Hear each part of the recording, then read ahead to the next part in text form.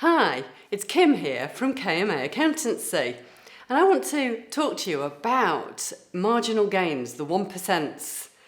Might seem a strange title, but I was listening to David Brailsford, who you may remember was behind the British cycling team and the British Tour de France team. And in fact, he's credited with being the manager of the most successful GB cycle team of all time, but especially in the last 10 years. And it would be fair to say that a lot of the overseas cycle managers were very keen to find out what he'd actually done. Now, David had a really big goal. He wanted to turn around the British cycle team and wanted to make a British rider effectively successful and win the Tour de France.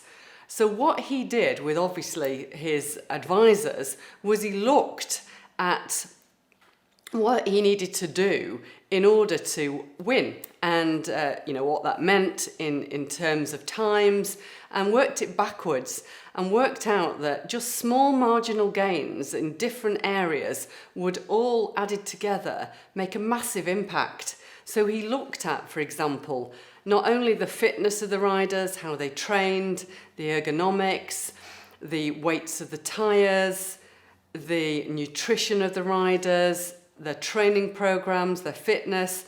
He also looked at their sleep positions and what they needed to do to have a good night's sleep. So, for example, when they were in hotels, they would take their own pillows with them because they slept better on those than on hotel pillows. And even to the point of looking at the massage gels that they used and teaching the riders how to wash their hands properly, which might seem really, really odd. But obviously it meant that they didn't get ill as often because they didn't pick up the bugs. And so they were able to train better. And this really worked because back in 2012, at the London Olympics, the Team GB picked up 70% of all the gold medals in cycling and, in fact, have won the Tour de France with a British rider. Now, you might be thinking, okay, that's all well and good, but how does that affect business? Sometimes we get lost in the enormity of our goals and it becomes all-encompassing, and we feel that it's really difficult to achieve them because they're just too big. It might be, for example, you want to increase your turnover by 100,000 and you can't think how you're going to do that from a standing start.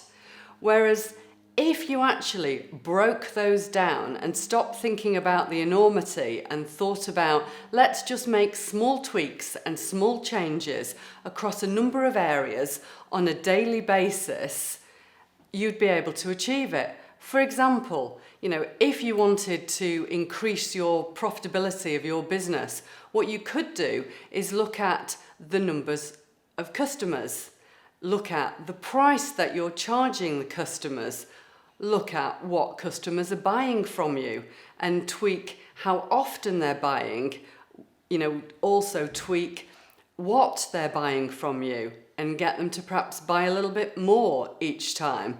If you start to break this down into lots of small tweaks, you'd find that over time you'll make massive progress and those big goals won't nearly be anywhere near as scary. So that's it from Kim at KMA Accountancy, the most recommended and referred accountant in South Manchester and Cheshire.